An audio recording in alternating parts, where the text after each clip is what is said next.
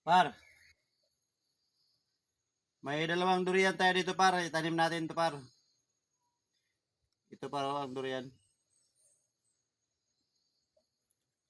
Magtanim tayo par para may sarili tayong durian. Kailangan para kayo dyan, magtanim din kayo.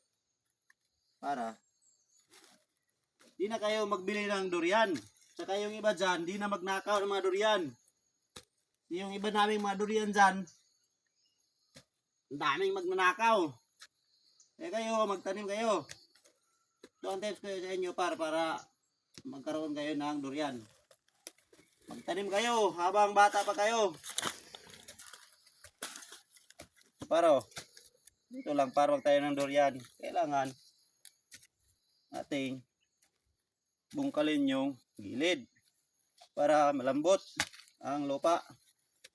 Ito lang yan sa gilid ng bato itanim para kasi mataba ang lupa pag nasa gilid ng bato. Kasi pag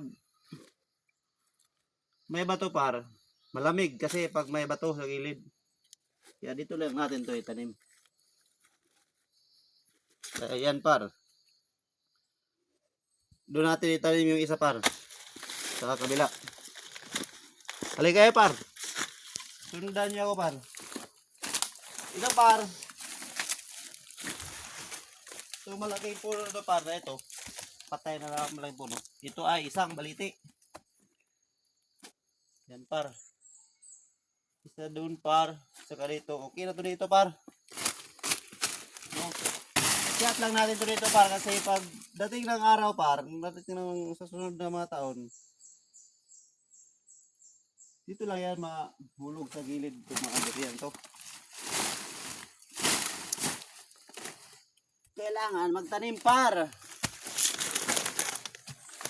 para kaya na magbinta, di na kaya ang magbili. Punta pa kayo sa mga palengke, magbili pa kayo nun. O etc. Saan kayo magbili? Pero pag may tanim ka par, wala na.